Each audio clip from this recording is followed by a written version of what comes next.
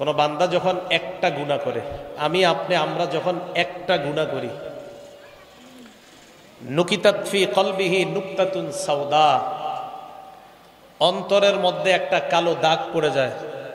একটা গুনাহ করলে অন্তরে একটা লম্বা কালো দাগ পড়ে যায়। ফাইদা হুয়া নাজাআ ওয়াস্তাগফারা ওয়া তাবা, আপনি গুনাহ করলেন, অন্তরের মধ্যে কালো দাগ পড়ে গেল। এরপর যখন আপনি গুনাহ থেকে ফিরে আসবেন যে আমি আর এটা করব না, আমি ঠিক করিনি কাজটা, সাথে সাথে আপনি ইস্তেগফার পাঠ করলেন, ওয়া তাবা, আল্লাহর কাছে একনিষ্ঠভাবে আপনি তওবা করলেন, আল্লাহ এটা আমার ঠিক হয়নি, আমি অন্যায় করেছি। সুকিলা কলবুহু, তখন আপনার ওই কালো দাগ পড়া অন্তরটা দাগ মুক্ত অন্তর আল্লাহ বানায়া দেয়। ফাইন আদা, কিন্তু আপনি যদি ওই গুনাহটা আবার করেন, এক গুনাহ যদি আপনি বারবার করেন, তখন এই বারবার করার কারণে জিদা, ওই দাগটা বারবার করার কারণে এটা বেড়ে যায়। কালো দাগটা বাড়তে থাকে, বাড়তে বাড়তে হাত্তা তালু কলবাহ, পুরা কালো দাগ পড়তে পড়তে আপনার পুরা অন্তরটাকেই কালো দাগে ঢেকে নেয়, পুরাটা কালো হয়ে যায়। ওয়াহুয়ার রানুল্লাযী যাকারাল্লাহু ফিল কুরআন কাল্লা বাল রানা আলা কুলুবিহিম মা কানু ইয়াকসিবুন। বারবার গুনাহ করতে করতে যখন আপনার অন্তর কালো দাগের ভিতরে এটা ডুবে যায়, চারপাশে এখন কালো দাগ, পুরাটা কালো।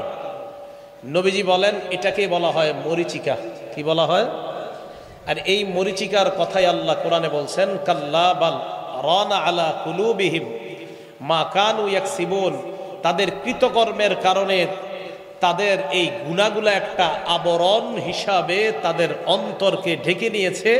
আর এই জাতীয় অন্তরওয়ালার সাথে ইন্নাহুম আর রব্বিহিম ইয়াউমা ইযিন লামাহজুবুন, সেদিন আল্লাহ পাক রব্বুল আলামিন তাদের থেকে লামাহজুবুন, তাদের থেকে আল্লাহ পাক রব্বুল আলামিন আড়ালে থাকবেন, তারা যেন আল্লাহকে দেখতে না পারে। এই জন্য আল্লাহ পাক রব্বুল আলামিন তারা যেন আল্লাহকে দেখতে না পারে, কালো দাগওয়ালা অন্তরগুলা, তাদের থেকে আল্লাহ আড়াল হয়ে যাবেন। বলি না আউযুবিল্লাহ। তো আল্লাহ আমাদের থেকে আল্লাহ আড়াল হবে অথবা আমরা আল্লাহর থেকে আড়াল হব, এটা যেন না হয়। গুনাহমুক্ত জীবন যাপন করার তৌফিক আল্লাহ দান করেন। মুসনাদে আহমদ একটা কিতাব আছে, এই কিতাবের মধ্যে আসছে ছোট ছোট গুনাহ আমরা যারা করি, কিছু মনে করি না, এটা কোনো ব্যাপার না। 22,808 নম্বর হাদিস, 22,808। নবীজি সাল্লাল্লাহু আলাইহি সাল্লাম বলেন, ইয়্যাকুম ওয়া মুহাক্কিরাতিজ যুনুব, তোমরা ছোট ছোট গুনাহ থেকে বেঁচে থাকবা। ফাইন্নামা মাসালু মুহাক্কিরাতিজ যুনুব কামাসালি কওমিন নাযালু বিবাতনি ওয়াদ। নবীজি বলেন, ছোট ছোট গুনাহ তোমরা যারা করো, এই ছোট গুনার দৃষ্টান্ত হলো এমন এক সম্প্রদায়ের মতো, যেই সম্প্রদায় কোথাও গিয়েছে যাওয়ার পর ফাজা আযাবিউদিন ওয়া জাআ বিআযাবিউদিন, কোন এক সম্প্রদায় এক বাগানে গিয়েছে, যাওয়ার পর রুটি খাওয়া তাদের প্রয়োজন, এবার রুটি রান্না করার জন্য লাকড়ি সংগ্রহ করা প্রয়োজন। আমরা 10 জন বাগানের মধ্যে ছড়িয়ে পড়লাম, 20 জন ছড়িয়ে পড়লাম, এক একজন এক একটা লাকড়ি আনলাম। একটা লাকড়ি দেখতে কম, 20টা লাকড়ি একত্রিত করলে কম না বেশি? নবীজি বলেন, লাকড়িগুলো একত্রিত করার পর হাত্তা আনদাজু খুবজাতাহুম, তারা তাদের রুটিগুলা রান্না করতে পারে, কারণ লাকড়ির সংখ্যা এখন বেশি।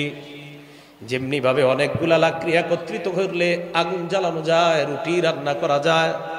তুমি ছোট ছোট গুনাহ যখন করতে থাকবা, করতে করতে তোমার গুনাহ এত ব্যাপক হয়ে যাবে, ইউহলিক, এক পর্যায়ে এই গুনাহ তোমাকে ধ্বংস করে দিবে। বলেন নাউযুবিল্লাহ। লাকড়ি একটা একত্রিত করতে করতে একটা একটা 20টা হয়ে যায়, 10টা হয়ে যায়। যেমনি ভাবে একটা লাকড়ি 10 জনে একটা একটা করলে 10টা, বা 20 জনে বা এক সম্প্রদায় এক একটা করলে বিশাল বড় লাকড়ির স্তূপ তৈরি হয়। আপনি ছোট ছোট গুনাহ করতে করতে এটা বিশাল স্তূপ আকার যখন ধারণ করে, আমার আপনার জিন্দিগিটাই গুনাহ ধ্বংস করে দেয়। নাউজুবিল্লাহ। গুনাহ যখন করতে করতে সমাজের মধ্যে গুনাহ ব্যাপক হয়ে যায়, গজব ব্যাপকভাবে আসে। মুসনাদে আহমদ কিতাবের নাম, হাদিস নাম্বার 26,638 নাম্বার হাদিস। এই হাদিসের মধ্যে রাসূল করিম সাল্লাল্লাহু আলাইহি সাল্লাম বলেন, ইজা জহরাতিল মাআসি ফি কওমিন, কোন সম্প্রদায়ের মাঝে যখন গুনাহ ব্যাপক হয়ে যায়, আম্মাহুমুল্লাহু বিআযাবিম মিন ইনদিহি, আল্লাহর পক্ষ থেকে ব্যাপকভাবে আযাব তাদেরকে গ্রাস করে নেয়। সমাজের মধ্যে, এলাকার মধ্যে গুনাহ যখন ব্যাপক হয়ে যায়, এই গুনাহ ব্যাপকভাবে মানুষকে গ্রাস করে নেয়।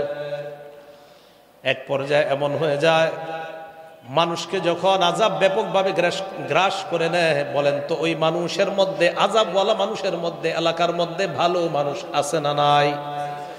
সাহাবারা প্রশ্ন করলেন, ইয়া রাসূলুল্লাহ, আমা ফীহিম সালিহুন, তাদের মাঝে কি ভালো মানুষ নাই?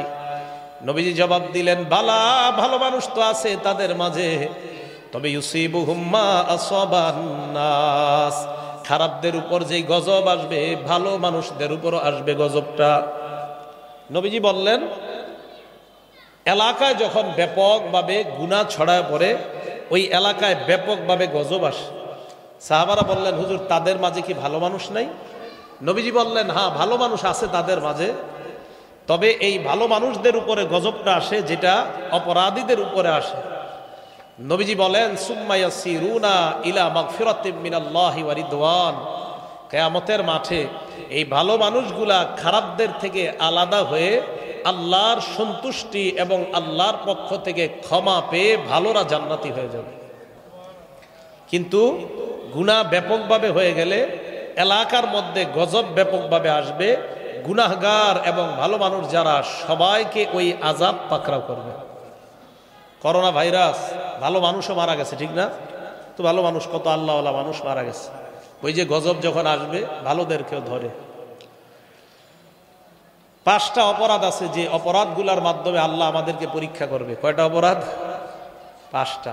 হাদিসে আছে, ইবনে মাজা কিতাবের নাম, হাদিস নাম্বার 4019 নাম্বার হাদিস।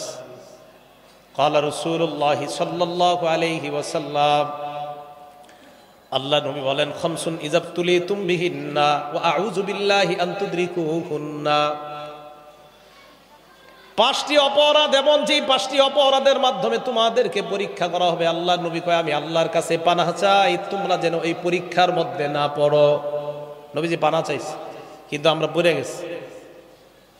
1 নাম্বার, লাম তাজহারিল ফাহিশাতু ফি কওমিন ক্বাত্তু হাত্তা ইউলিনু বিহা ইল্লা ফাশা ফীহিমুত তাউন ওয়াল আওজাউল্লাতী লাম তাকুন মাযাত ফি আসলামিহিমুল্লাযীনা মাযাউ। 1 নাম্বার, লাম তাজহারিল ফাহিশাতু ফি কওমিন, কোন সম্প্রদায়ের মাঝে যখন অশ্লীলতা ছড়ায় পড়বে, বেহায়াপনা, অশ্লীলতা যখন কোন সম্প্রদায়ের মাঝে ছড়িয়ে পড়বে, হাত্তা ইউলিনু বিহা, অশ্লীলতার বেহায়াপনা ছড়িয়ে যাওয়ার পর এই অশ্লীলতা আবার ঘোষণা করবে। খুব ভালো করে এই জায়গাটা শোনেন, অশ্লীলতা ছড়িয়ে পড়ার পর এটা আবার ঘোষণা করবে। ঘোষণা কি করবে? এক তো অশ্লীল কাজ করবে, আবার ঘোষণা করবে। কয়েকদিন আগে আমাদের দেশে অশ্লীল কাজ হয়েছে, আবার ঘোষণা ব্যাপকভাবে, আবার প্রশংসিত হয়েছে। তো নবীজি বলেন, অশ্লীলতা যখন ছড়ায় পড়বে, হাত্তা ইউলিনু বিহা, আবার ঘোষণা করবে যে তিনি আমাদের সম্মানিত একজন মেহমান, এই মেহমানকে আমাদের সম্মান করা দরকার। হ্যাঁ, অশ্লীল কাজ যে করে তাকে মেহমান বলা এবং তাকে সম্মান করার কথা বলা। তো নবীজি বলেন, শুধু তাই না, এই অশ্লীলতাকে সাপোর্ট করে এটা আবার ছড়িয়ে আবার ঘোষণা করবে, এটা কোনো ব্যাপার না। তো নবীজি বলেন, অশ্লীল কাজ করবে কয়েকজন, আমরা যারা আছি আমরা বাধা দেই নেই, আমরা ভালো মানুষ দাবি করি নিজেদেরকে, মসজিদুত তাকওয়ায় নামাজ পড়লাম, বাধাও দেই নেই। তো নবীজি বলেন, ইল্লা ফাশা ফীহিমুত তাউন, ওই সম্প্রদায়ের মাঝে আল্লাহ পাক রব্বুল আলামিন প্লেগ রোগের মতো মহামারী রোগ আল্লাহ দিয়ে দিবেন। এরপর আল্লাহ নবী বলেন, ওয়াল আওজাউল্লাতী লাম তাকুন মাদাত ফি আসলাফিহিমুল্লাযীনা মাযাউ, এমন এমন নতুন নতুন রোগ আল্লাহ দিয়ে দিবে, যেই রোগ অতীতের কাউকে আল্লাহ দেয় নাই, এমন রোগ ওই জনগণকে আল্লাহ দিয়ে দিবেন। এই যে দেখেন কত রোগ এখন আমরা নাম শুনতেছি, করোনা, এরপরে যেন কি ওমিক্রন, আরো কত কিছু আসবে, হেলেনা, ধুলেনা, মাতেনা, কথা কয় না, কত নাম আসবে, নার্গিস, সিডর, কত গজবের নাম আসবে। নবীজি বলেন আগে যেইগুলা ছিল না, এই গজব আল্লাহ পাক রব্বুল আলামিন দিবে। এজন্য মনে রাখবেন, করোনা ভাইরাস তো আল্লাহ উঠায় নিতে চায়। অন্য সম্প্রদায়ের কথা চিন্তা করেন, যাদের মাঝে গজবের মাত্রা ছিল 7 দিন, কারো গজবের মাত্রা আরো বেশি, কারো কম, 7 দিন, 3 দিন, 1 দিন, এত বেশি পরিমাণে গজবের মাত্রাটা স্থায়ী হয় নাই। অথচ আমাদের উপর কতটা নারাজ আল্লাহ, যে এই গজব কতটা স্থায়ী হচ্ছে আপনি দেখেন। কিন্তু আমরা অপরাধ ছাড়ছি না, বরং আমাদের ভাবসাব এমন যে করোনা না, আরো ভয়ঙ্কর কিছু আসলেও সমস্যা নাই, আমরা ঘোষণা করে করে গুনাহ করব, দেখি আল্লাহ কিভাবে আটকায়। এই হালাত চলতেছে আমাদের। কি বড় ভয়ঙ্কর গজব থেকে আমরা উঠলাম, কিভাবে আমাদের দেশে অপরাধ সংগঠিত হয়। আমার তো নবীজি সাল্লাল্লাহু আলাইহি সাল্লাম বললেন যে এমন অপরাধ হবে, যেই অপরাধের কারণে এলাকার মধ্যে এমন গজব আসবে,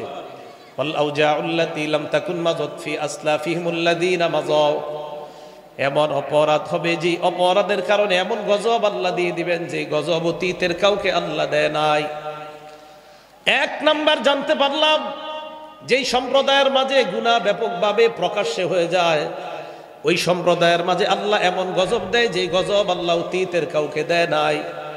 2 নাম্বার, ওয়ালাম ইয়ানকুসুল মিকিয়ালা ওয়াল মিজান, যেই সম্প্রদায়ের মাঝে মাপে ওজনে কম দেওয়া হয়, মাপে কম দেয়, ওজনে কম দেয়, এই অপরাধ আমাদের মাঝে আছে। নবী বলেন যেই সম্প্রদায়ের মাঝে মাপে কম দেওয়া হয়, ওজনে কম দেওয়া হয়, এই সম্প্রদায়কে আল্লাহ 3টা গজব দিবেন। 1 নাম্বার, ইল্লা উখিযু বিসসিনিন, আল্লাহ তাদেরকে দুর্ভিক্ষের গজব দিবেন, না খাওয়ায় মারবে। এই না খাওয়ানোর কয়েকটা অর্থ। তেলের দাম এত বাড়বে মানুষ কিনতে পারবে না, চাউলের দাম এত বাড়বে মানুষ কেনার সাধ্যের বাইরে চলে যাবে, এটাও না খাওয়ানোর গজব। ইল্লা উখিযু বিসসিনিন, মাপে কম দিবে যেই জনগণ, ওজনে কম দিবে যেই জনগণ, ওই সম্প্রদায়কে আল্লাহ খাদ্যের অভাব দিবে। তা আমাদের দেশে রাষ্ট্রীয় আইন হওয়া দরকার যে মাপে ওজনে যেই মার্কেটে যে কম দিবে, কানে ধরে তাকে শাস্তি দেওয়া হবে। এই আইন হতে হবে, কারণ তাদের কারণে মানুষ না খায় মরবে। 1। 2 নাম্বার, ওয়াশিদ্দাতিল মাউনা, আল্লাহ তাদেরকে কঠিন আযাব দিবে, অন্যান্য আর আযাব, অর্থনৈতিক গজব। 3 নাম্বার, ওয়াজাউরিস সুলতানি আলাইহিম, মাপে যেই দেশের মধ্যে কম দেয় ওই দেশের শাসক জনগণের উপর জুলুম করবে, এটা 3 নাম্বার গজব। এটা কয় নাম্বার? 3 নাম্বার। 1 নাম্বার, মাপে যদি কম দেয় 1 নাম্বার গজব, না খাওয়ায় আল্লাহ তাদেরকে মারবে। 2 নাম্বার গজব, অর্থনৈতিক গজব, অভাব অনটন তাদের মাঝে দেখা দিবে। 3 নাম্বার, তাদের শাসক আল্লাহ জনগণের উপর চাপায়া দিবে, শাসক জনগণের উপর জুলুম করবে। কেন? যদি মাপে কম দেওয়া হয়। তাহলে 2 অপরাধ জানলাম। প্রথম অপরাধ, প্রকাশ্যে ঘোষণা দিয়ে গুনাহ করলে এমন এমন গজব আল্লাহ দিবে যেই গজবের নাম অতীতের উম্মত শোনে নাই, যেমন আমরা নতুন নতুন শুনতেছি। 2 নাম্বার, মাপে যদি কম দেওয়া হয় আল্লাহ 3টা গজব দেয়। 1 নাম্বার, খাদ্যের অভাব। 2 নাম্বার, অর্থনৈতিক অভাব, আরো অনেক ভয়ঙ্কর আযাব। 3 নাম্বার, আল্লাহ ওই দেশের শাসককে জনগণের উপর চাপায়া দিবে, জনগণের উপর অত্যাচার করবে। এই গেল 2 নাম্বার অপরাধ। অপরাধ নাম্বার 3, ওয়ালাম ইয়ামনাউ যাকাতা আমওয়ালিহিম, যেই দেশের মানুষ টাকা হওয়া সত্ত্বেও যাকাত দেয় না। কি এরকম টাকাওয়ালা নাই যারা যাকাত দেয় না? আছে। ওয়ালাম ইয়ামনাউ যাকাতা আমওয়ালিহিম, যাকাত আদায় করে না যারা, টাকা থাকার পরেও যাকাত আদায় করবে না। ইল্লা মুনিউল মাতার মিনাস সামা, আসমান থেকে বৃষ্টি বন্ধ করে দেওয়া হয়। নবী বলেন লাউলাল বাহাইম, এরপরেও যেই দেশের মানুষ যাকাত আদায় করে না ওই দেশের মধ্যে যদি তোমরা বৃষ্টি দেখো তখন বুঝবা আমি আল্লাহ তোমাদের মানুষকে বৃষ্টি দেই নাই, হাইওয়ান জানোয়ার চতুষ্পদ জন্তু যারা আছে তাদের শান্তির জন্য আমি আল্লাহ বৃষ্টি দিয়ে দিলাম, তোমাদেরকে দেই নাই। লাউলাল বাহাইম লাম ইউমতারু, যদি হাইওয়ান জানোয়ার না থাকতো, হাঁসগুলা সাঁতার কাটার মতো প্রাণী না থাকতো, সাপ সাঁতার কাটবে এই প্রাণীগুলা যদি না থাকতো, জলহস্তি পানিতে নাইমা একটু আরাম নেবে এই প্রাণীগুলা যদি না থাকতো, আমি আল্লাহ বৃষ্টি দিতাম না। দেই ওই প্রাণীর কারণে, তোমাদের কারণে দেই নাই। তোমরা যেইভাবে যাকাত দাও না, আমি তো আল্লাহ চাইছি পুরো বৃষ্টি বন্ধ করে দিতে, প্রাণীদের কারণে আমি বৃষ্টি দিচ্ছি। এই গেল 3 নাম্বার অপরাধ। তো যাকাত যারা দেয় না মনে রাখবেন, জাকাত আপনারা যারা আদায় করেন নাই, কিয়ামতের ময়দানে পা থেকে একটা সাপ পেঁচাইতে পেঁচাইতে আপনার এই জায়গায় আসবে। আসার পর বলবে, আনা কানজুক আনা মালুক, আমি তোমার সঞ্চিত মাল, আমি তোমার সঞ্চিত সম্পদ। আল্লাহ আমাদেরকে হেফাজত করেন, আল্লাহ আমাদেরকে হেফাজত করেন। আল্লাহ পাক রব্বুল আলামিন বলেন, ইয়াউমা ইউহমা আলাইহা ফি নারি জাহান্নামা ফাতুকওয়া বিহা জিবাহুহুম ওয়া জুনুবুহুম ওয়া যুহুরুহুম হাযা মা কানাসতুম লিআনফুসিকুম ফাযুকু মা কুনতুম তাকনিজুন। ইয়াউমা ইউহমা আলাইহা ফি নারি জাহান্নাম, যারা স্বর্ণ রূপা জমা করে রাখছে, জাকাত দেয় না, স্বর্ণের জাকাত দেয় না, রূপার জাকাত দেয় না, এই স্বর্ণ আর রূপাগুলাকে ইয়াউমা ইউহমা আলাইহা ফি নারি জাহান্নাম, জাহান্নামের আগুনের মধ্যে গলানো হবে, গলিয়ে এইগুলার মাধ্যমে ছেক দেওয়া হবে। ফাতুকুয়া বিহা, এ আজীব এক শব্দ আল্লাহ বলছে, ফাতুকুয়া বিহা জিবাহুহুম, সূরা তাওবা আয়াত নাম্বার 35। দেখেন, তুকুয়া বিহা জিবাহুহুম, তুকুয়া কারে কয় দেখেন, কাওয়ায়াকবি কাইয়ান মানে ইস্ত্রি করা, লন্ডি করা। এই যে দোকানদার লন্ডি করে না, ইস্ত্রি, আমরা জামা কাপড় দেই না, এই জামা কাপড় যেটা দিয়ে ডলে এটাকে মিকওয়া বলা হয়, মিকওয়া, লন্ড্রি। আল্লাহ বলেন ফাতুকুয়া বিহা, আজীব শব্দ।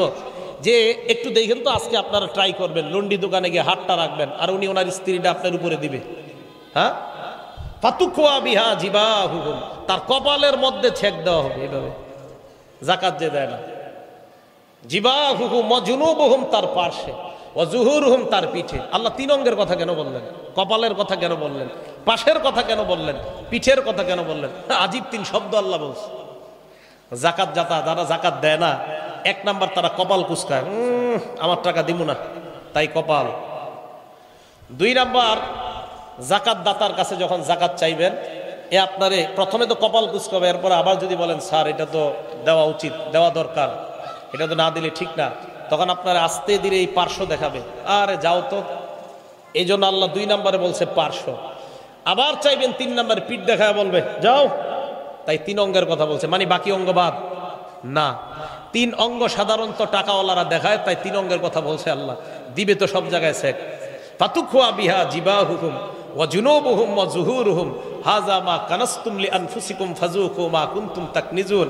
আল্লাহর পক্ষ থেকে বলা হবে, নাও মা কানাসতুম লিআনফুসিকুম, খাও খাও, এটাই তোমরা কামাই করেছিলে, এখন খাও, এখন তোমরা খাও। এই খাও মানে ভালো খাওয়া না, এটা গজব, এই শাস্তি আপনাকে দেওয়া হবে। তো সাপ আপনার এই জায়গায় এসে বলবে, আমি তোমার মাল, আমি তোমার সঞ্চিত সম্পদ। আল্লাহ যারা জাকাত অতীতে দেন নাই, তাদের বকেয়া জাকাতগুলা আদায় করার তৌফিক দান করেন। সামনের থেকে যেন সবাই জাকাত আদায় করতে পারে, আল্লাহ তৌফিক দান করেন। এগুলো তিন নাম্বার অপরাধ। অপরাধ নাম্বার 4, ওয়ালাম ইয়ামকুযু আহদাল্লাহি ওয়া আহদা রাসূলি, যেই সম্প্রদায় আল্লাহর সাথে ওয়াদা করেছে, অঙ্গীকার করেছে, যেই বিষয়গুলা নবীর সাথে অঙ্গীকার করেছে, যেই বিষয়গুলা, ওই বিষয়গুলা যারা আদায় করে না। আল্লাহর সাথে আমরা ওয়াদা করেছি, আল্লাহ 5 ওয়াক্ত নামাজ দিছে, আল্লাহ আমরা ওয়াদা করেছি, আল্লাহ আর তার নবীর সাথে সব যা যা বলবে আমরা করব। নবীর সাথে আল্লাহর সাথে আমরা ওয়াদাবদ্ধ, ইসলামে ঢুইকা, যে আল্লাহ আপনি যা বলবেন তা মানবো, নবী যা বলছে তা মানবো। আল্লাহর সাথে আপনি ওয়াদাবদ্ধ, আপনি সুদ খাবেন না, নবী আপনাকে জানায় দিছে আপনি সুদি কারবার করবেন না। এই ওয়াদা যা যত ওয়াদা করছেন, আপনি ওয়াদা ভঙ্গ করতেছেন। বলেন আমাদের দ্বারা কি 1-2টা ওয়াদা ভঙ্গ হয় না? অসংখ্য অগণিত, অসংখ্য অগণিত। তাহলে এই অপরাধের কারণে কি হবে? এই জায়গাটা মন দিয়ে শোনেন, এটার শাস্তি কি? ইল্লা সাল্লাল্লাহু আলাইহিম আদুওয়াম মিন গায়রিহিম, ওই জাতির উপর আল্লাহ দুশমনকে শত্রু হিসাবে চাপায়া দেয়। দুশমনকে ওই দেশের শত্রু হিসাবে চাপায়া দেওয়ার পর ফাখাযু মা ফি আইদিহিম, তোমাদের হাতের সম্পদগুলা ওই দুশমন নিয়ে নিবে। তোমাদের সম্পদ দুশমন নিবে। তোমরা মুসলমান, আমি আল্লাহর সাথে ওয়াদা করছো, নবীর সাথে ওয়াদা করছো, একের পর এক তোমরা অপরাধ করতেছো, তখন আমি দুশমনকে তোমাদের উপর চাপায় দিব, ওই দুশমন তোমাদের সম্পদ নিয়ে যাবে। এই কথা গবেষণা করেন রাতে শুয়া শুয়া, এটা কি বুঝাইতে চাইতেছে? দুশমন বসবে, আমাদের দামি দামি সম্পদ দুশমন নিবে। কে নিবে? হ্যাঁ, খুঁজেন দেখেন, এরকম দুশমন নেয়নি। কথা কি বুঝে আসছে? চাপাই দিবে, দুশমনকে আল্লাহ শত্রু বানাবে। এই দুশমন আপনার মূল্যবান দামি সম্পদ নিবে। বিসমিল্লাহ। 5 নাম্বার অপরাধ, ওয়ালাম তাহকুম আইম্মাতুহুম বিকিতাবিল্লাহ, যেই দেশের শাসক আল্লাহর কোরআন অনুযায়ী ফয়সালা করবে না, বিচার আল্লাহর কোরআন অনুযায়ী করবে না, যেই দেশের শাসক ইসলাম অনুযায়ী দেশ পরিচালনা করবে না, ইল্লা সাল্লাতাল্লাহু আলাইহিম বাসাহুম বাইনাহুম, আল্লাহ তাদের আপোষের মধ্যে যুদ্ধ লাগায়া দিবে। আপোষের মধ্যে আল্লাহ যুদ্ধ লাগায়া দিবে। এই জন্য আমাদের নবীজি সাল্লাল্লাহু আলাইহি সাল্লাম আল্লাহর কাছে 3টা জিনিস চাইছিল, আল্লাহ 2টা দিছে, একটা দেয় নাই। মুসলিম শরীফের 472 নম্বর, মুসলিম শরীফের 7152 নম্বর হাদিস। এই হাদিসের মধ্যে আসছে নবীজি সাল্লাল্লাহু আলাইহি সাল্লাম আলিয়া নামক জায়গা থেকে আসছে। আসার পর ফাম্মার রবি মসজিদি বনি মুআবিয়া, এমন একটা মসজিদ নাম মসজিদে বনি মুআবিয়া, এটা সামনে দিয়ে নবী গেলেন। যাওয়ার সময় দাখলা, মসজিদে প্রবেশ করলেন। সাল্লা ফিহি রাকাতাইন, 2 রাকাত নামাজ পড়লেন। দাআ রাব্বাহু তাবিলা, লম্বা দোয়া করলেন। সাহাবাদের দিকে ফিরলেন, ফিরার পর বললেন সালতু রাব্বি সালাসা আতানি সিনতাইনি ওয়া মানানি ওয়াহিদা, আমি আল্লাহর কাছে 3টি জিনিস চাইলাম, আল্লাহ 2টি দিয়েছেন, 1টি দেয় নাই। 1 নাম্বার সালতু রাব্বি আল্লাহ ইউহলিকা উম্মতি বিসানা, আমি আল্লাহর কাছে বললাম আল্লাহ আমার উম্মতকে আপনি না খাওয়ায়া একবারে সবাইরে ধ্বংস করে দিয়েন না। পুরা দুনিয়ার মানুষ একসাথে না খেয়ে মারা যাবে এমনটা হবে না, একথা নিশ্চিত থাকেন। হ্যাঁ, কিছু জনপদ না খেয়ে মারা যাবে, এই গজব আল্লাহ দিবে। পুরা দুনিয়ার উম্মত না খেয়ে মারা যাবে এমনটা হবে না, এটা নবী বলে গেছে আল্লাহর কাছে, আল্লাহ কবুল করছে। ওয়াসালতু রাব্বি আল্লাহ ইউহলিকা উম্মতি বিল গরাক, আমি আল্লাহর কাছে দোয়া করলাম আল্লাহ আমার উম্মতকে একবারে ফেরাউন বাহিনীর মতো আপনি ডুবায়া মারবেন না। আতানিহা, আল্লাহ এই দোয়াটা কবুল করে নিয়েছেন, আমাদের এই উম্মত একবারে ডুবে সবাই মারা যাবে না। 3 নাম্বার আমি দোয়া করলাম সালতু রাব্বি আল্লাহ ইয়াজআলা বাসাহুম বাইনাহুম, আল্লাহ আমার উম্মতের মাঝে আপনি এক দল আরেক দলের উপর চাপায়া দিয়েন না, যুদ্ধ বাধায়া দিয়েন না। মানা আনিহা, আল্লাহ এটা আমার দোয়া কবুল করে নাই, তাই তো বর্তমানে দেশে দেশে যুদ্ধ। ওই যে এটা কবুল হয় নাই, এই জন্য যুদ্ধ। তো এই জন্য মনে রাখবেন 5 নাম্বার যে অপরাধটা, কোরআন অনুযায়ী যদি শাসন ব্যবস্থা না হয়, কোরআন অনুযায়ী যদি বিচার না হয়, ইনসাফের সাথে যদি বিচার না হয়, তো এই দেশের মানুষকে মানুষের সাথে আল্লাহ লাগায় দিবে। এক মানুষ আরেক মানুষের সাথে শত্রুতা করবে, মুসলমান মুসলমানের সাথে শত্রুতা করবে এই অপরাধের কারণে। আল্লাহ আমাদের সকলকে যেই কোনো ধরনের গুনাহ অপরাধ থেকে বেঁচে থাকার তৌফিক দান করেন। মুসলিম শরীফের 5018 নম্বর হাদিস, ক্বালা রাসূলুল্লাহ সাল্লাল্লাহু আলাইহি ওয়াসাল্লাম লাআনাল্লাহ, আল্লাহ ওই ব্যক্তিকে অভিশাপ দেয়, মান লাআনা ওয়ালিদা, যেই ব্যক্তি তার পিতা মাতারে অভিশাপ দেয়। কোন ব্যক্তি তার পিতা মাতারে অভিশাপ দেয়, মা বাবারে কয় আপনারা মইরা যেতে পারেন না, আপনাকে মতো মা বাবা দরকার নেই। লাআনাল্লাহু মান লাআনা ওয়ালিদা, পিতা মাতাকে যেই ব্যক্তি অভিশাপ দেয় তাকে আল্লাহ অভিশাপ দেয়। 2 নাম্বার লাআনাল্লাহু মান যাবাহা লিগাইরিল্লাহ, ওই ব্যক্তিকে আল্লাহ অভিশাপ দেয় যেই ব্যক্তি আল্লাহ ছাড়া অন্যের নামে পশু জবাই করে। যেই ব্যক্তি আল্লাহ ছাড়া অন্যের নামে পশু জবাই করে, খুব মন দিয়ে শোনেন এই জায়গাটা, যেই ব্যক্তি আল্লাহ ছাড়া অন্যের নামে পশু জবাই করে তার উপরে আল্লাহ অভিশাপ দেয়। বুখারী শরীফের 7520 নম্বর হাদিস, আব্দুল্লাহ ইবনে মাসউদ রাদিয়াল্লাহু তাআলা নবীজিকে প্রশ্ন করলেন আইয়ু যামবি আযম ইনদাল্লাহ, হুজুর আল্লাহর কাছে সবচেয়ে বড় অপরাধ কোনটা? নবীজি জবাব দিলেন আনতা জাআলা লিল্লাহি নিদ্দান ওয়া হুয়া খালাকাক, তুমি আল্লাহর সাথে কাউকে অংশীদারিত্ব সাব্যস্ত করা অথচ আল্লাহ তোমাকে বানাইলেন। আল্লাহর সাথে শিরিক করা অথচ আল্লাহ তোমাকে বানাইলেন, তো আল্লাহর সাথে শিরিক করা এটা সবচেয়ে বড় অপরাধ, নবীজি সাল্লাল্লাহু আলাইহি সাল্লাম বলে দিলেন। এখন আমরা শিরিক কিভাবে করি একটু মন দিয়ে শোনেন।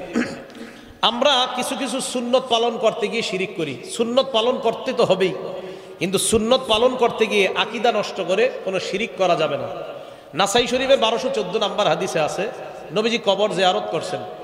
আন আবি হুরায়রা রাদিয়াল্লাহু তাআলা আনহু قال যারা রাসূলুল্লাহ সাল্লাল্লাহু আলাইহি ওয়াসাল্লাম কবর উম্মি, আল্লাহ নবী তার মায়ের কবর জিয়ারত করলেন। কথাটা মনে রাখেন, মুসলিম শরীফের 5019 নম্বর হাদিস থেকে গেলাম বুখারীর 7520, বুখারীর 7520 থেকে আসলাম নাসাই শরীফের 1214 নম্বর হাদিসে। আবার আগের জায়গায় ফিরে যাব আমরা।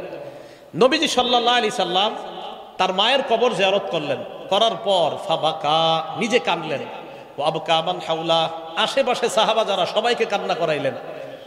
সাহাবাদের দিকে আল্লাহর নবী তাকিয়ে বললেন জুরুল কুবুর ফাইন্নাহা তুযাক্কিরুকুমুল মাউত, তোমরা কবর জিয়ারত করো, কবর জিয়ারত তোমাদেরকে মৃত্যুর কথা স্মরণ করায়া দিবে।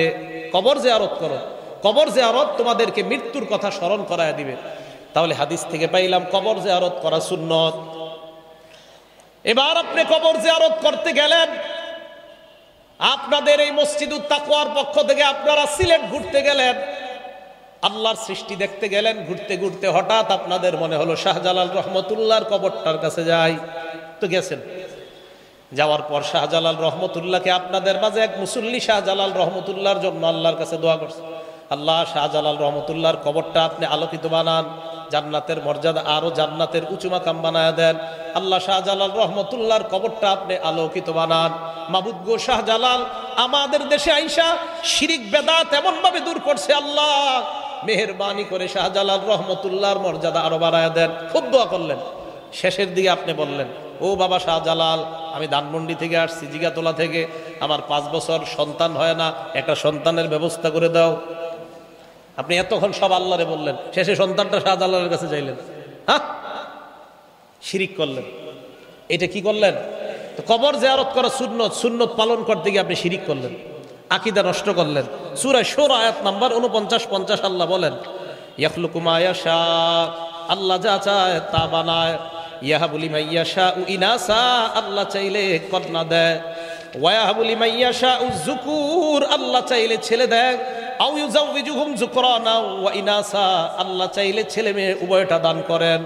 ওয়া ইয়াজআলু মান ইয়াশাউ আকীমা, আল্লাহ চাইলে আপনার বিবিকে বন্ধা বানাবেন। বলেন তো, ছেলে মেয়ে দেওয়া না দেওয়ার একচ্ছত্র একমাত্র ক্ষমতা কার? জোরে বলেন, কার? আল্লাহ। তো দেখেন, কবর জিয়ারত সুন্নত পালন করতে গিয়ে আপনি আকীদা নষ্ট করলেন। সুন্নত পালন করতে গিয়ে আকীদা মোটেই নষ্ট করা যাবে না। বুখারী শরীফের 1605 নম্বর হাদিস, এই হাদিসের মধ্যে আসছে হযরত ওমর ফারুক রাদিয়াল্লাহু তাআলা কাবা শরীফ তওয়াফ করতেছে। কাবা শরীফে একটা পাথর আছে, কি জানি নাম? হজরে হাজী সাহেব কারা কারা চুমা দিছেন? হ্যাঁ, আছেন না? মাশাআল্লাহ। তো দেখেন, এই পাথর চুমা দিছে হযরতে ওমর। চুমা দেওয়ার পর পাথরকে ডাক দিয়ে বলে, পাথর আমা ওয়াল্লাহি ইন্নী আলামু আন্নাকা হাজার। পাথরকে ডাক দিয়ে বলে, পাথর আল্লাহর কসম, ইন্নী লা আলামু আন্নাকা হাজার, আমি জানি তুমি একটা পাথর, আমি জানি তুমি একটা পাথর। লা তাদুররু ওয়া লা তানফাউ, তুমি উপকার ক্ষতি করার কোনো ক্ষমতা রাখো না। তুমি একটা পাথর, তুমি উপকার ক্ষতি করার কোনো ক্ষমতা রাখো না। তাহলে পাথরের চুমা দেওয়া সুন্নত। পাথর ভালো করতে পারে, খারাপ করতে পারে, এই বিশ্বাস রাখা শিরিক। কথা বুঝে আসছে সবার? এরপরে হযরতে ওমর বলেন, লাউলা আন্নী রাআইতুন নাবিয়্যা সাল্লাল্লাহু আলাইহি ওয়াসাল্লাম ইসতালামা কামা ইসতালামতুকা, আমি যদি আল্লাহর নবীকে তোমাকে চুমা দিতে না দেখতাম, আমি ওমর জিন্দেগিতে তোমাকে চুমা দিতাম না। নবী তোমাকে চুমা দিয়েছেন, তাই সুন্নত হিসাবে পাথর আমি তোমাকে চুমা দিলাম। এর মানে এই না তোমার মাঝে উপকার ক্ষতি করার ক্ষমতা আছে, এই বিশ্বাস আমার নাই। তাহলে পাথর উপকার ক্ষতি করার ক্ষমতা আছে বলেন, তাহলে হাতের মধ্যে সুলাইমানি আংটি কেন দেন? কি আংটি? সুলাইমানি আংটি। ওই রাস্তায় রাস্তায় বেছে একটা পাথর আংটির মধ্যে আপনি আঙ্গুলের মধ্যে দিলেন, কি যে এই পাথরে আমার কোনো উপকার হয়। বিশ্বাস, আপনি শিরিক করলেন। এই বিশ্বাস, যদি এই পাথর আপনার কোনো উপকার করতে পারে, বিশ্বাস বাস আপনি শিরিক করছেন। আপনি যে নামাজ পড়তেছেন, সেজদা দিতেছেন, আর আপনার বিশ্বাস এই পাথর আমার উপকার করে, আপনি শিরিক করছেন। তা আপনি দেখেন, হযরতে ওমর রাদিয়াল্লাহু তাআলা সুন্নত পালন করতে গিয়ে শিরিকের স্থান দেয় নাই। এটা আমার আপনার জন্য শিক্ষা, যে সুন্নত পালন করতে গিয়ে শিরিক করা যাবে না। আল্লাহ আমাদেরকে কথাগুলা বোঝার তৌফিক দান করেন। আবার আসেন, নাসাই শরীফের 1214 থেকে গেলাম বুখারীর 1605 নম্বর হাদিসে। নাসাই শরীফের হাদিসটাতে আসলাম, বুখারী শরীফের 7520 নম্বর হাদিসে ছিলাম। সাহাবা নবীকে প্রশ্ন করলেন, 1 নম্বর অপরাধ কোনটা? নবী বললেন, শিরিক করা। ইন্নাল্লাহা লা ইয়াগফিরু আইয়ুশরাকা বিহি, আল্লাহ শিরিকের অপরাধ মাফ করে না তওবা ছাড়া। এই জন্য শিরিকের অপরাধে যারা জড়িত আছেন, আল্লাহর কাছে তওবা করে নেওয়া, আল্লাহ যেন আমাদের সকলকে মাফ করে দেয়। শিরিক থেকে বেঁচে আমরা প্রকৃত ইমানদার হতে পারি, আল্লাহ তৌফিক দান করেন। 2 নম্বর, এরপর প্রশ্ন করলাম, হুজুর এরপর সবচাইতে বড় অপরাধ কোনটা? আল্লাহ নবী জবাব দিলেন, আনতাকতুলা ওয়ালাদাকা তাখাফু আন ইয়াতআমা মাআক, তুমি তোমার সন্তানকে এই কারণে হত্যা করা, তোমার সন্তান তোমার প্লেটে অংশগ্রহণ করবে, তোমার সন্তান তোমার টাকায় অংশগ্রহণ করবে, দারিদ্রতার ভয়ে সন্তান হত্যা করা। আল্লাহ বলেন ওয়ালা তাকতুলু আওলাদাকুম খাশিয়াতা ইমলাক, তোমরা তোমাদের সন্তানদেরকে দারিদ্রতার ভয়ে হত্যা করবা না। নাহনু নারযুকুহুম ওয়া ইয়্যাকুম, তাদেরকে আর তোমাদেরকে আমি আল্লাহ রিজিক দান করি। তাহলে সন্তান দারিদ্রতার ভয়ে হত্যা করা এটা ভয়ঙ্কর অপরাধ। কোন কোন হাদিসে আসছে উকুকুল ওয়ালিদাইন, পিতা মাতার নাফরমানি করা এটা হলো 2 নাম্বার সবচাইতে বড় অপরাধ। এরপর উনি প্রশ্ন করলেন, হুজুর এরপর সবচেয়ে কোনটা বড় অপরাধ? নবীজি বললেন আনতুজানি বিহালিলাতি জারিক, তুমি তোমার প্রতিবেশীর স্ত্রীর সাথে ব্যভিচার করা সবচাইতে বড় অপরাধ। প্রতিবেশীর স্ত্রী যারা প্রতিবেশী তাদের কাছে আমানত, এই আমানতের খেয়ানত করে আপনি প্রতিবেশীর বিবির সাথে অবৈধ পরকীয়া প্রেমে লিপ্ত হয়ে তার সাথে আপনি অবৈধ কর্ম করলেন, এটা 3 নাম্বার সবচাইতে বড় অপরাধ। কারো স্বামী বিদেশে আছে, আপনি ছলে বলে কৌশলে এই নারীটাকে আপনি কথার মাধ্যমে আপনার জাদুতে আকৃষ্ট করে তার সাথে অপকর্মে লিপ্ত হলেন, এটা 3 নাম্বার সবচাইতে বড় অপরাধ। জিনা করা, ব্যভিচার করা, এই জিনা নামক ভয়ঙ্কর অপরাধ থেকে যেন আমরা বেঁচে থাকতে পারি, আল্লাহ তৌফিক দান করেন।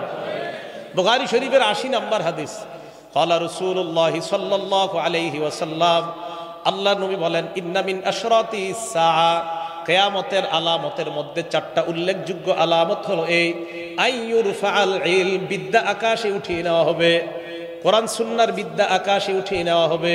কোরআন সুন্নাহ আকাশে উঠে যাবে, কোরআন সুন্নাহ আকাশে উঠিয়ে নেওয়া হবে। এজন্য এই যুগে আমি আপনি খুব বেশি দোয়া করা, আল্লাহ কোরআন সুন্নাহ তো আকাশে চলে যাচ্ছে, মাবুদ হেদায়েতের উপর যেন আল্লাহ থাকতে পারি, আপনি তৌফিক দান করেন। 2 নাম্বার ওয়াসবুতাল জাহলু, মূর্খতা সমাজের মধ্যে ছড়ায় পড়বে, এত মূর্খতা ছড়ায় পড়বে। আরেক হাদিসে নবীজি বলেন ইন্নাল্লাহা লা ইয়াকবিজুল ইলমা ইনতিজাআ, আল্লাহ পাক রব্বুল আলামিন এই বিদ্যা কোরআন সুন্নাহর বিদ্যা একবারে উঠিয়ে নেবে না, ইয়ানতাজিউহু মিনাল ইবাদ, আমার আপনার থেকে একবারে আল্লাহ উঠিয়ে নেবে না। ওয়ালাকিন ইয়াকবিজুল ইলমা বিকবজিল উলামা, আল্লাহ এই এলেম উঠিয়ে নিবে আলেমদেরকে উঠিয়ে নেওয়ার মাধ্যমে, আলেম উঠায়া নিবে, তাদের মাধ্যমে এই এলেম আল্লাহ উঠায়া নিবে। বলেন গত 2 বছরে আমাদের দেশে আলেম কম মারা গেছে না অনেক বেশি মারা গেছে? এটা আমাদের জন্য কিন্তু খুব চিন্তার বিষয় যে উলামায়ে কেরাম আল্লামা আহমদ শফি রহমতুল্লাহ আলাই থেকে নিয়ে আল্লামা হাফেজ জুনায়েদ বাবনগরী রহমতুল্লাহ আলাই সহ আল্লামা নুর হোসেন কাসিমি রহমতুল্লাহ আলাই সহ কত বড় বড় উলামায়ে কেরাম, মুফতি ওয়াক্কাস সাহেব রহমতুল্লাহ আলাই সহ, তো এই যে যাদের নাম এখন মনে আসতেছে না সবার, এই বড় বড় উলামায়ে কেরামকে উঠিয়ে নেওয়া, আল্লাহ এলেম উঠিয়ে নিয়ে, এই এলেম উঠিয়ে নিলে আপনি যতই বলেন, আমাকে যতই বোঝানোর চেষ্টা করেন হুজুর আপনারা হিংসা করেন, অমুককে হিংসা করেন, তমুককে হিংসা করেন চেয়ারে বসলে, না হিংসা করি না, বিশ্বাস করেন এলেম উঠে যাচ্ছে বলে যাকে তাকে আপনি চেয়ারে বসায় দিচ্ছেন। নবীজি বলেন হাত্তা ইজা লাম ইউবকি আলিমান, যখন আর আলেম খুঁজে পাবেন না তখন ইত্তাখাযান নাসু রুউসান জুহালা, জাহেলদেরকে আপনি ধর্মীয় নেতা বানাবেন, বানানোর পর এখানে বসাবেন, বসানোর পর ফাস্তাফতাও, প্রশ্ন করবেন, ফতুয়া জিজ্ঞাসা করবেন, ফাফতাও বিগয়রি ইলমিন, ওই জাহেল এখানে বসে ফতুয়া দিয়ে দিবে। ফতুয়া দেওয়ার পর ফাদল্লু আদল্লু, নিজে পথভ্রষ্ট হবে, সবাইকে পথভ্রষ্ট করবে। এখন এই হাদিস আপনি কোথায় রাখবেন বলেন? এই হাদিসটা বলে আলেমরা হিংসা করে, এই কথা আপনি কেন বলেন? তা হাদিস কেটে দেন, মুসলিম শরীফ থেকে হাদিস কেটে দেন। এটা হিংসা না, মনে রাখবেন। অযোগ্যরা চেয়ারের মধ্যে বসা মানি এলেম দুনিয়া থেকে বিদায় নিচ্ছে। তাই আপনি অযোগ্য কাউকে, কোরআন শুদ্ধ না, হাদিস শুদ্ধ না, একটা আয়াত সুন্দর মতো পড়তে পারে না, হাদিসের একটা ইবারত দিলে দাঁত 34টা ভাঙার সম্ভাবনা, তাকে আপনি যদি আপনি দেন যে না আমি আপনাকে ফতুয়া দেওয়ার জন্য বানাইলাম, সেখানে সে বসে তখন বলবে সিনামাজে জায়েজ নাই, এটা কোরআনের কোন আয়াতে আছে? তখন এইখানে এটা বসে বলবে হুজুররা বলে গান বাজনা জায়েজ নাই, এটা কোরআনের কোন আয়াতে আছে বলবে। কেন? আল্লাহ এলেম উঠায় নেবে, মূর্খতা ছড়ায় পড়বে, তখন মূর্খ এখানে বৈশা অন্য মূর্খদেরকে শিখাবে, বাস মূর্খ মূর্খ মূর্খ। আল্লাহ আমাদেরকে হেফাজত করেন।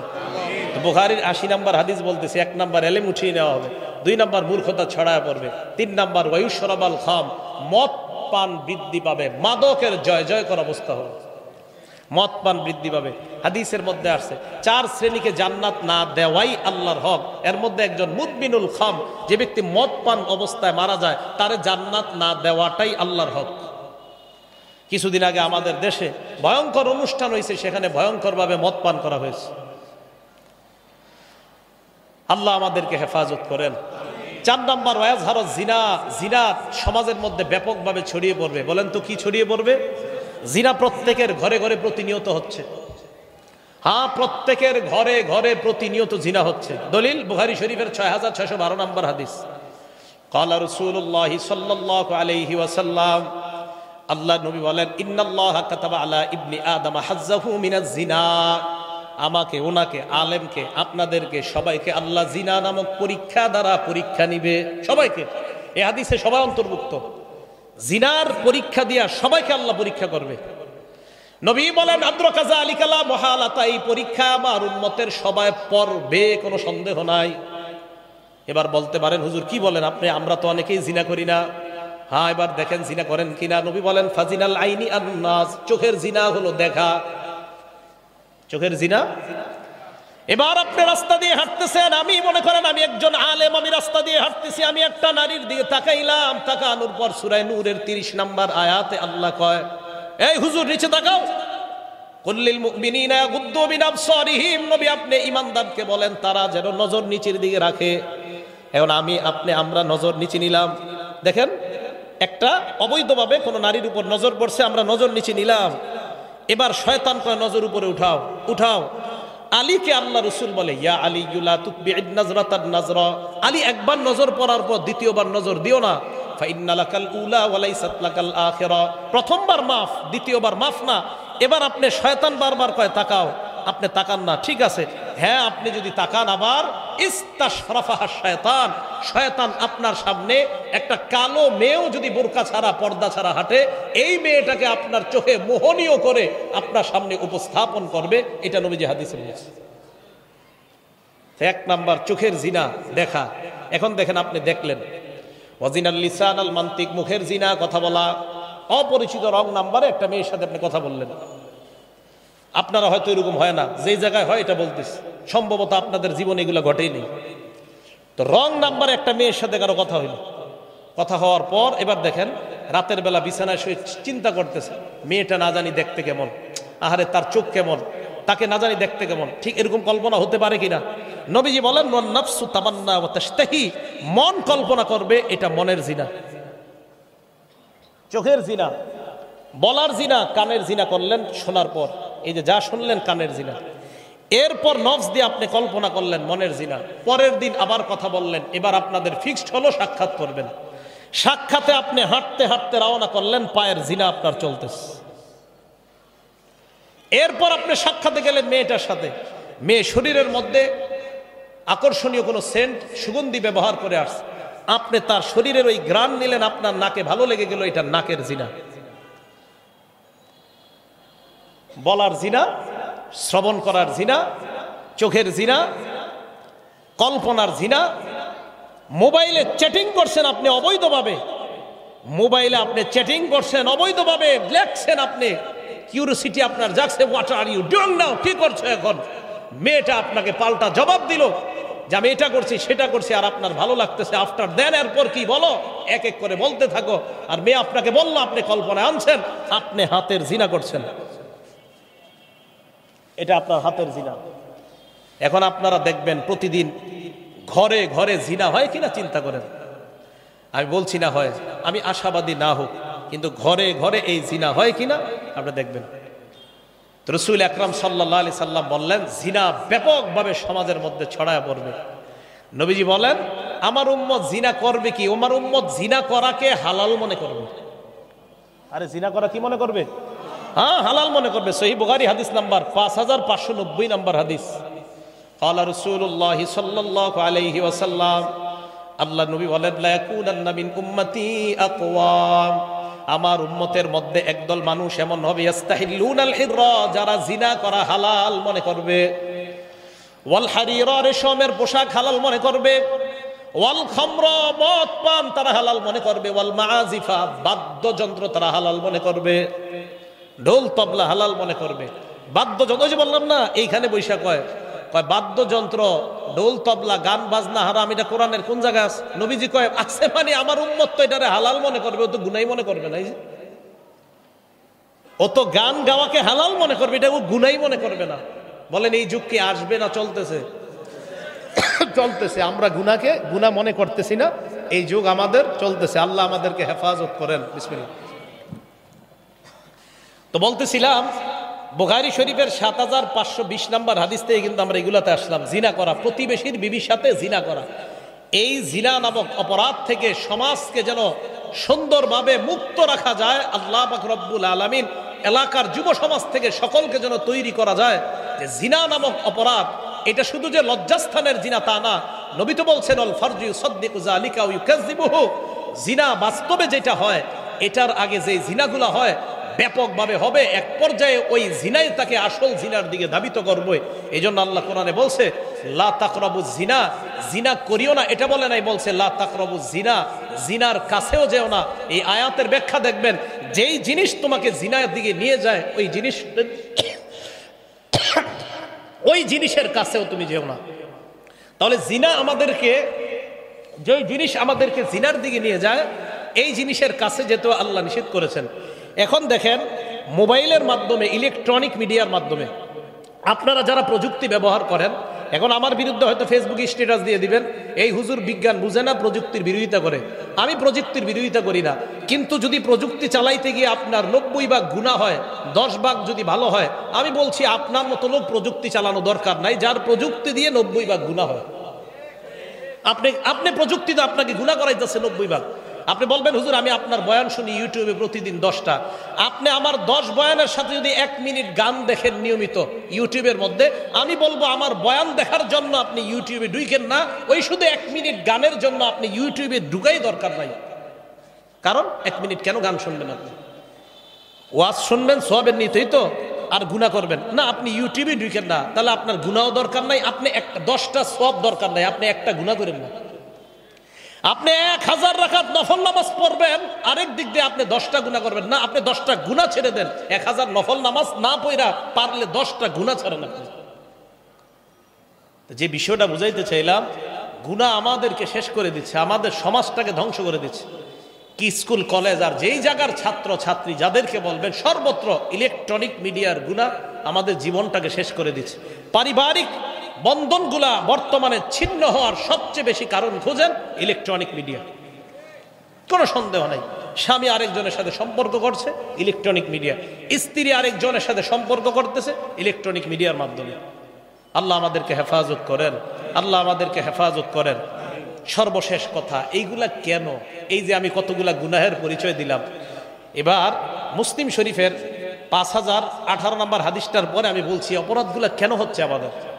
আল্লাহ পাক রব্বুল আলামিন লাআনা, অভিশাপ দেয় ওই ব্যক্তিকে যে পিতামাতাকে অভিশাপ দেয়, মনে আছে? ওখান থেকে কিন্তু দিক গেছি। ওয়া লাআনা, আল্লাহ অভিশাপ দেয় ওই ব্যক্তিকে যেই ব্যক্তি আল্লাহর নাম ছাড়া পশু জবাই করে। ওয়া লাআনাল্লাহু মান গায়্যারা মানারাল আরদ, যেই ব্যক্তি জমিনের সীমানা উল্টাপাল্টা করে, আরেকজনের সম্পত্তি নিজের কবজায় নিয়ে ওই জায়গায় সীমানা নির্ধারণ করে দেয় যে এই সম্পত্তির মালিক ক্রয় সূত্রে অমুক গ্রুপ, আসলে আপনি অতটুক জায়গার মালিক না। নবীজি বলেন তোমাকে আল্লাহ অভিশাপ দেয়। তোমাকে আল্লাহ কি দেয়? অভিশাপ দেয়। একটা নিরীহ মানুষের জায়গা নিজের কবজায় নিয়ে লিখে দিয়েছেন ক্রয় সূত্রে অমুক এটার মালিক, আপনাকে আল্লাহ অভিশাপ দেয়। এটা আল্লাহর অভিশাপ আপনার উপরে চলতে থাকে, আল্লাহর অভিশাপ আপনার উপরে চলতে থাকে। আল্লাহ পাক রব্বুল আলামিন এই অভিশাপ থেকে যেন আমরা হেফাজত থাকতে পারি, আল্লাহ তৌফিক দান করেন। সামনে কোরবানির ঈদ, এই কোরবানি করতে গিয়ে আমরা কথার মধ্যে অনেকে একটা শিরিক করি। 7টা নাম লিখি, অথবা 3টা অথবা 4টা লিখে বলি হুজুর 7 নামে কোরবানি করেন, হুজুর 4 নামে কোরবানি করেন, হুজুর 5 নামে কোরবানি করেন। 5 নামে কোরবানি মানি, এটা আপনি কি বললেন? 4 নামে কোরবানি মানি, হুজুর 3 নামে কোরবানি, আমরা 3 জন মিলে গরুটা কিনেছি, হুজুর আমাদের 3 ভাইয়ের পক্ষ থেকে আল্লাহর নামে কোরবানি করেন। 7 নামের পক্ষ থেকে আল্লাহর নামে কোরবানি করেন। এই কথার শিরিক থেকে বাঁচেন। মানুষের নামে কোরবানি হয় না। মুহাম্মদ সাল্লাল্লাহু আলাইহি সাল্লামের নামে যদি কোনো গরু জবাই করে খিচুড়ি বিলান, এই খিচুড়ি খাওয়া হারাম, ওই গরুর গোশত খাওয়া হারাম। কার নামে বললাম? মুহাম্মদ সাল্লাল্লাহু আলাইহি সাল্লামের নামে কোনো গরু জবাই করলেন, হ্যাঁ মুহাম্মদ সাল্লাল্লাহু আলাইহি সাল্লামের পক্ষ থেকে আল্লাহর নামে। ওয়ালা তাকুলু মিম্মা লাম ইযকার ইসমুল্লাহ, আল্লাহর নাম নেওয়া হয় নাই যেই পশু জবাই করতে, এটার গোশত খাবা না। ফাকুলু মিম্মা যুকিরা ইসমুল্লাহ, ওই পশুর গোশত খাও যেই পশু জবাই করার সময় আল্লাহর নাম নেওয়া হয়েছে। তাহলে বলেন তো, পশু, কোরবানির পশু, মুরগি, চড়ুই পাখি, এইগুলা জবাই হবে কার নামে?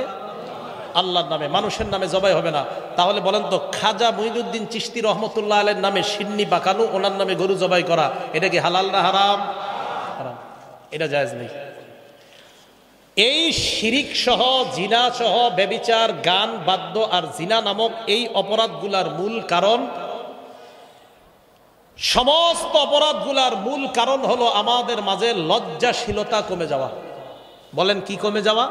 লজ্জাশীলতা।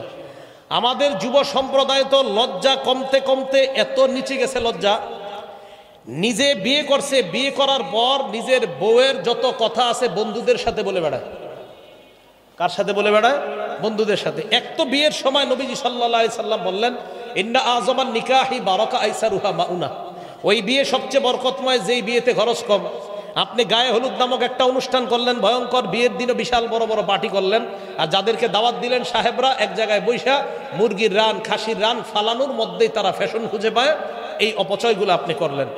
এরপরে যাক, বিয়ে করার পর পুত্রবধূ, আপনি বিয়ের আগে যখন পুত্রবধূকে দেখতে যায়, মনে রাখবেন ছেলের বিবি হওয়ার আগ পর্যন্ত শ্বশুরের জন্য ওই মেয়েকে দেখা হারাম। শ্বশুর তার পুত্রবধূকে পুত্রবধূ হওয়ার আগ পর্যন্ত দেখা হারাম। শ্বশুর মানে আমি আমার ছেলের পুত্রবধূকে, আমি আমার ছেলের পুত্রবধূ, আমার ছেলে বিয়ে করার আগ পর্যন্ত ওই মেয়েকে আমি দেখা হারাম। এখন আপনারা কি করেন? মেয়েটা দেখা ছবি উঠায়া সবার পাশাপাশি নিজের বাপ, ভাই, ভাইয়ের বোনের স্বামী টামি সবাইকে দেখান। এটা হারাম, এটা নাজায়েজ, এটা অন্যায়, এটা জায়েজ নাই। মেয়েটা দেখতে গিয়ে ছবি তুইলা পুরো দুনিয়ারে দেখায়, ফেসবুকে বন্ধুদেরকে দিয়া কয়, দেখ কেমন লাগে, তোদের ভাবি হবে। এরপর বিয়ে করে, বিয়ে কইরা বাসর রাত হয়। মন দিয়ে শোনেন, এটা হাদিসের বর্ণনা, আবু দাউদ শরীফের 2174 নম্বর হাদিস। নবীজি সাল্লাল্লাহু আলাইহি সাল্লাম সাহাবাদের সামনে দাঁড়াইলেন। দাঁড়ানোর পর বললেন, এই সাহাবাদের মধ্যে যারা তোমরা পুরুষ আছো, ইজা আতা ইমরাআহ আগলাকা বাবা ওয়া আলকা আলাইহি সিতরা, বিবির কাছে গেলা, যাওয়ার পর দরজা বন্ধ করলা, পর্দা ফালাইলা, এরপর আল্লাহ প্রদত্ত ভালোবাসা তোমাদের মাঝে সম্পর্ক কায়েম হলো। পরের দিন তুমি বন্ধুদের সাথে বসলা, বসার পর বললা ফাআলতু কাজা ওয়া কাজা, আমার এই হয়েছে তোদের ভাবির সাথে। সব বন্ধুকে বলে বেড়াইলা। তোমাদের মাঝে কি এরকম স্বভাব কারো আছে? সাহাবারা সবাই চুপ। নারীদেরকে বললেন, তোমাদের মাঝে এই স্বভাব কাদের আছে? যারা তাদের বান্ধবীদের কাছে তোমাদের স্বামীর সাথে যা হয় এগুলো বলে বেড়াও। সব নারীরা চুপ। এক নারী সাহস করে দাঁড়িয়ে গেল, দাঁড়িয়ে বললেন, ইয়া রাসূলুল্লাহ, ইন্নাহুম লা ইয়াতাহাদ্দাসুনা ওয়া ইন্নাহুন্না লা ইয়াতাহাদ্দাসনা, পুরুষদের মাঝে কেউ কেউ এই অপরাধটা করে, নারীদের মাঝেও এই অপরাধটা কেউ কেউ করে ইয়া রাসূলুল্লাহ। নবীজি বললেন, তাই নাকি? কয় হ্যাঁ। নবীজি বললেন, যেই পুরুষ এই অপরাধ করে আর যেই নারী এই অপরাধটা করে, তাদের দৃষ্টান্ত একজন শয়তান পুরুষ আর একজন শয়তান নারী রাস্তায় অপকর্মে মিলিত হইল, আর তোমার বন্ধুরা তোমাকে তাকায়া তাকায়া দেখতেছে। তুমি যদি বন্ধুদের সাথে বিবির কথা বলে বেড়াও, আর বিবি যদি বান্ধবীদের সাথে স্বামীর কথা বলে বেড়ায়, তাদের ভালোবাসা মহব্বতপূর্ণ সম্পর্ক বলে বেড়ায়, নবী বলেন ওই স্বামী পুরুষ শয়তান আর ওই মহিলা নারী শয়তান। তারা নারী পুরুষ অবৈধ কাজে লিপ্ত হলো রাস্তা। তুমি এই রিয়াজুস সালিহিন 690 নম্বর হাদিস, নবীজি সাল্লাল্লাহু আলাইহি সাল্লাম বলেন, ইন্না মিন আশাররিন নাস ইনদাল্লাহি মানজিলাতান ইয়াউমাল কিয়ামাহ আর রাজুলু ইউফজি ইলাল মারআ ওয়া তুফজি ইলাইহি, ওই স্বামী সবচেয়ে নিকৃষ্ট হবে কিয়ামতের ময়দানে আল্লাহর সামনে, যেই স্বামী তার স্ত্রীর সাথে কি হয় না হয় সব বন্ধুদেরকে বলে বেড়ায়। ওই স্ত্রী সবচেয়ে নিকৃষ্ট মহিলা হবে আল্লাহর কাছে কিয়ামতের মাঠে, যে তার বান্ধবীদের কাছে সব বলে বেড়ায় স্বামীর সাথে কি হয় না হয়। এই অপরাধগুলো থেকে আল্লাহ আমাদের সমাজকে বেঁচে থাকার তৌফিক দান করেন। তো বলছিলাম এগুলা কেন হচ্ছে? সবগুলার মূল কারণ লজ্জা না থাকা। বলেন তো সবাই, কি না থাকা? আমি বারে বারে এই কথা বলি, সবগুলার মূল কারণ লজ্জা না থাকা। খুব সংক্ষেপে শুনবেন, যদি পারেন মুখস্থ করে নেবেন, ঘরের মধ্যে কিছু কিছু পারলে টানায় রাখবেন। এক, লজ্জা এমন একটা জিনিস, নবীজি সাল্লাল্লাহু আলাইহি সাল্লাম লজ্জার ব্যাপারে অনেকগুলো হাদিস বলছেন। একজন তাবী ওয়াহাব ইবনে মুনাব্বিহ তিনি বলেন, আল ঈমান ও রিয়ান, ঈমান জিনিসটা একটা খোলা জিনিস, খোলা। লিবাসুহু আত-তাকওয়া, ঈমানের পোশাক হলো আল্লাহকে ভয় করা, সুবহানাল্লাহ। ওয়া জিনাতুহু আল হায়া, ঈমানের সৌন্দর্য হলো লজ্জা। ঈমানের পোশাক তাকওয়া, ঈমানের সৌন্দর্য লজ্জা। দুই নাম্বার শুনেন, মান কাসাহুল হায়া সাওবা, আমি পাঞ্জাবি পরছি, আমার শরীরটা আপনারা কিন্তু দেখতেছেন না। যেই ব্যক্তির লজ্জার পোশাক পরে, লাম ইয়ারান নাস আইবা, এই ব্যক্তির দোষ ত্রুটি তত বেশি মানুষের থেকে আড়াল থাকে, আল্লাহ হেফাজত করে। তিন নাম্বার, আমার সাথে বলেন, বলেন তো স্বতন্ত্র বৈশিষ্ট্য, বলেন সবাই বলেন স্বতন্ত্র বৈশিষ্ট্য। এখন আমার সাথে বলেন, আমাদের স্বতন্ত্র বৈশিষ্ট্য হলো লজ্জা। আরো জোরে বলেন, আমাদের স্বতন্ত্র বৈশিষ্ট্য হলো লজ্জা। ইবনে মাজাহ হাদিস নাম্বার 4181 নাম্বার হাদিস। ক্বালা রাসূলুল্লাহ সাল্লাল্লাহু আলাইহি ওয়াসাল্লাম, আল্লাহ নবী বলেন, ইন্না লিকুল্লি দীনিন খুলুকা ওয়া খুলুকুল ইসলামি আল হায়া। নবীজি বলেন, প্রত্যেকটা ধর্মের স্বতন্ত্র একটা বৈশিষ্ট্য আছে। ইসলামের স্বতন্ত্র বৈশিষ্ট্য হলো লজ্জা। সুবহানাল্লাহ। যার মাঝে লজ্জাশীলতা যত বেশি, তার মাঝে ইসলামের স্বতন্ত্র বৈশিষ্ট্য তত বেশি। 4 নাম্বার, লজ্জা ঈমানের অঙ্গ। বলেন, লজ্জা ঈমানের অঙ্গ। আপনার লজ্জা যত কম হবে, বুঝতে হবে আপনার ঈমানের পাওয়ার তত কম। লজ্জা ঈমানের অঙ্গ। মুসলিম শরীফ হাদিস নাম্বার 59 নাম্বার হাদিস। মোট হাদিস সংখ্যা হবে 7453। এই হাদিসের মধ্যে রাসূল করিম সাল্লাল্লাহু আলাইহি সাল্লাম বলেন, আল হায়াউ শুবাতুম মিনাল ঈমান, লজ্জা ঈমানের অঙ্গ। পুরা হাদিসটা আল ঈমানু বিদউ ওয়া সাবউনা আও বিদউ ওয়া সিত্তুনা শুবা। নবীজি সাল্লাল্লাহু আলাইহি সাল্লাম বলেন, ঈমানের 70টা শাখা অথবা 60টা শাখা।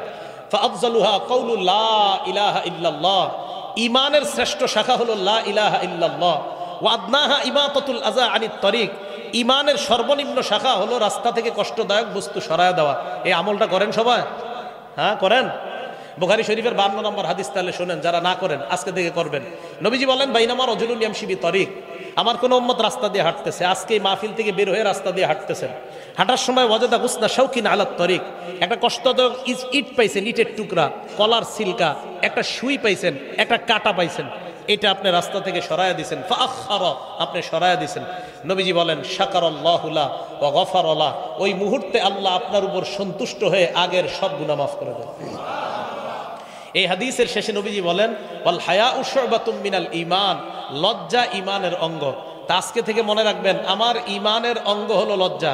আমার এই লজ্জা যত পাওয়ার বাড়বে, আমার ঈমানের অঙ্গের পাওয়ার তত বেশি। লজ্জার পাওয়ার যত কম, আমার ঈমানের অঙ্গের পাওয়ার তত কম। তত বেশি সিনেমা হলে যাবেন, তত বেশি সিনেমা নাটক দেখবেন, কারণ আপনার পাওয়ার কম। 5 নাম্বার, এইদিকে তাকান, আমার দিকে, এই 2 আঙ্গুলের দিকে তাকান। বলেন, 2 আঙ্গুলের দিকে তাকায় এবার বলেন তো, একসাথে আছে না আলাদা? এবার তাকান। এটার নাম ঈমান, এটার নাম লজ্জা। কিতাবের নাম আল জামিউস সগীর, হাদিস নাম্বার 1959 নাম্বার হাদিস, 1959। নবীজি বলেন, ইন্নাল ঈমান ওয়াল হায়া কুরিনা জামিআ, শোনো উম্মত, ঈমান আর লজ্জা এইভাবে থাকবে, ঈমান আর লজ্জা এইভাবে থাকবে। বলেন তো, ঈমান আর লজ্জা এখন আমার দিকে তাকায় বলেন, একসাথে আছে না আলাদা? এখন দেখেন তো, নবীজি বলেন, ফাইজা রুফিয়া আহাদুহুমা, লজ্জা যদি উঠে যায়, রুফিয়াল আখর, আরেকটা অটোমেটিক চলে যায়। লজ্জা যত কমবে, আপনার ঈমান তত কমবে। এই জন্য মনে রাখবেন, যে যত বেশি সিনেমা দেখে আপনাদের মাঝে, নাটক দেখে, গান শোনে, তার লজ্জা তত বেশি কম। এই জন্য সে তত বেশি গুনাহ করে। 6 নাম্বার, এবার দেখেন 3 আঙ্গুল, এটার নাম লজ্জা, এটার নাম ঈমান, এটার নাম জান্নাত। কিতাবের নাম তিরমিজি শরীফ, 2009 নাম্বার হাদিস। নবীজি বলেন, আল হায়াউ মিনাল ঈমান ওয়াল ঈমানু ফিল জান্নাহ, যার লজ্জা যত বাড়বে, তার ঈমান তত বাড়বে, সে তত দ্রুত জান্নাতি হবে। এই হাদিসে নবীজি বলেন, আল বাযাউ মিনাল জাফা ওয়াল জাফাউ ফিন নার, নির্লজ্জতা যার যত বেশি, সে তত দ্রুত জাহান্নামী হবে। আল্লাহ হেফাজত করেন। আল জামিউস সগীর হাদিস নাম্বার 1662 নাম্বার হাদিস। এই হাদিসের মধ্যে নবীজি বলেন, ইন্নাল্লাহা ইউহিব্বুল হাইয়াল আফিফাল মুতাআফফিফা, যে ব্যক্তি লাজুক, যত বেশি লজ্জাশীল, আল্লাহ পাক রব্বুল আলামিন তাকে ভালোবাসেন। 8 নাম্বার, আপনাদের ঘরের নারী পুরুষ, আপনার ছেলে মেয়ে যত বেশি লজ্জা আপনাদের, নবীজি বলেন, বুখারী শরীফ 6117 নাম্বার হাদিস। নবীজি বলেন, আল হায়াউ লা ইয়াতি ইল্লা বিখাইর, যেই ঘরে যত বেশি লজ্জা, ওই ঘরে আল্লাহর তত বেশি রহমত নাজিল হয়। কিন্তু মা বোনরা, খুব কষ্টকর বিষয়, বাচ্চাটা পেটের মধ্যে আছে, তখন সিনেমা দেখে, টিভি দেখে, ইউটিউব দেখে। বাচ্চাটা দুনিয়াতে আসে, দুধ পান করে, পবিত্র খাদ্য, তখনও মা টেলিভিশন দেখে, ইউটিউব দেখে। বাচ্চাটা বড় হয়, 2 বছর বয়সের সময়, এবার বাচ্চা নাকি কার্টুন না দেখলে খাবার খায় না, বাচ্চাকে এখন কার্টুন দেখায় খাবার খাওয়ায়। তো ছোটবেলা থেকে এই বাচ্চাকে নির্লজ্জ বানাইতেছেন। এটার বয়স যখন 15 হবে, 12 থেকেই এই বাচ্চা গুনাহকে গুনাহই মনে করবে না। আপনি ছোট থেকে বাচ্চাটারে শেষ করে দিচ্ছেন। মনে রাখবেন, বুখারী শরীফের 893 নাম্বার হাদিস, মা বাবা আল্লাহর সামনে দাঁড়ানোর জন্য প্রস্তুত হয়ে যান। এই সন্তান আপনি কিভাবে পারলেন? আল্লাহ হেফাজত করেন। 9 নম্বর বুখারী শরীফের 6120 নম্বর হাদিস, নবীজি সাল্লাল্লাহু আলাইহি সাল্লাম বলেন, ইন্না মিম্মা আদরাকান নাস মিন কালামিন নুবুওয়াতিল উলা, আগের যত নবী দুনিয়াতে গেছে সমস্ত নবী তার উম্মতকে বলছে, ইজা লাম তাস্তাহি ফাসনা মা শিতা, তোমার লজ্জা না থাকলে যা মন চায় তুমি তা করো। আপনাদের এই ধানমন্ডির খবর আমি জানি না, লালবাগার মিরপুরের খবর আমি জানি। 25 বছর 30 বছর 22 বছরের ছেলেরা এতটুকু প্যান্ট পরে এদিকে পরে, হ্যাঁ, এতটুকু প্যান্ট পরে আর সিগারেট টানে এইভাবে নির্লজ্জ আর বেহায়ার মতো। অনেকে আমরা বলি অমুকে world famous actor, world famous actress. ওই ওয়ার্ল্ড ফেমাস অ্যাক্টর যদি এতটুকু প্যান্ট পরে, ওয়ার্ল্ড ফেমাস অ্যাক্ট্রেস যদি এতটুকু প্যান্ট পরে, হ্যাঁ, যেমনিভাবে ওয়ার্ল্ড ফেমাস সারা পৃথিবীর শ্রেষ্ঠ অভিনেতা, সারা পৃথিবীর শ্রেষ্ঠ অভিনেত্রী, আপনারা আজকে থেকে আরেকটা লাগাইয়া দিবেন, জি পাশাপাশি তারা দুইজন সারা পৃথিবীর শ্রেষ্ঠ নির্লজ্জ আর বেহায়া। নবী সাল্লাল্লাহু আলাইহি সাল্লাম বলছে, আবু দাউদ শরীফ 4014, আবু দাউদ 4015, আবু দাউদ 4017, আবু দাউদ 4018, সবগুলো রানের ব্যাপারে। রাসূল আকরাম সাল্লাল্লাহু আলাইহি সাল্লাম বলেন যে যখন তাকে আলী, লা তাকশিফ ফাকিজাক, তুমি তোমার রান খুলবা না, ওয়ালা তানজুর ইলা ফাকিজি হাইয়িন, আলী জীবিত ব্যক্তির রানের দিকে তাকাও না, ওয়ালা মাইয়িতিন, আলী মরা ব্যক্তির রানের দিকেও তাকাও না। মরা ব্যক্তির রান দেখা নিষেধ, তো জীবিত ব্যক্তির রান, এই যে ছেলেরা সিগারেট টানে আর প্যান্ট পরে হাঁটে, কত বড় নির্লজ্জের কথা। আল্লাহ হেফাজত করেন, আল্লাহ হেফাজত করেন। তো 9 নম্বর নবীজি বললেন, লজ্জা না থাকলে যা মন চায় করো। 10 নম্বর তিরমিজি শরীফের 1974 নম্বর হাদিস, এই হাদিসে রাসূল আকরাম সাল্লাল্লাহু আলাইহি সাল্লাম বলেন, মা কানাল ফুহশু ফি শাইইন ইল্লা শানা, যেই জিনিসের মধ্যে নির্লজ্জতা বেশি ওই জিনিসের ময়লা বেশি। ওমা কানাল হায়াউ ফি শাইইন ইল্লা জানা, যেই জিনিসের মধ্যে লজ্জা বেশি এই জিনিসের সৌন্দর্যতা বেশি। মা বোনরা কষ্ট নিয়েন না, যত আপনার পোশাক ছোট হবে তত আপনার ময়লা বাড়বে, যত আপনার পোশাক বড় হবে, লজ্জাশীলতা যত বেশি হবে, তত আপনার আল্লাহর কাছে সৌন্দর্যতা তত বাড়বে। আল্লাহ পাক রব্বুল আলামিন আমাদের সকলকে লজ্জাশীলতার গুণে গুণান্বিত হয়ে যেই অপরাধগুলার কথা বললাম, শিরিক নামক অপরাধ, মানুষ হত্যা নামক অপরাধ, সন্তানকে হত্যা নামক অপরাধ, ব্যভিচার নামক অপরাধ, সুদ খাওয়ার অপরাধ, আর ইবনে মাজার 4019 নম্বর হাদিস থেকে 5টা অপরাধের কথা বলছিলাম, যে ইনসাফ না করার অপরাধ, পাল্লায় ওজনে না মাপার অপরাধ, এই অপরাধের কারণে কি কি গজব দুনিয়াতে আসে। আল্লাহ পাক রব্বুল আলামিন এই অপরাধগুলো থেকে যেন আমরা বেঁচে থাকতে পারি, আল্লাহ তৌফিক দান করেন।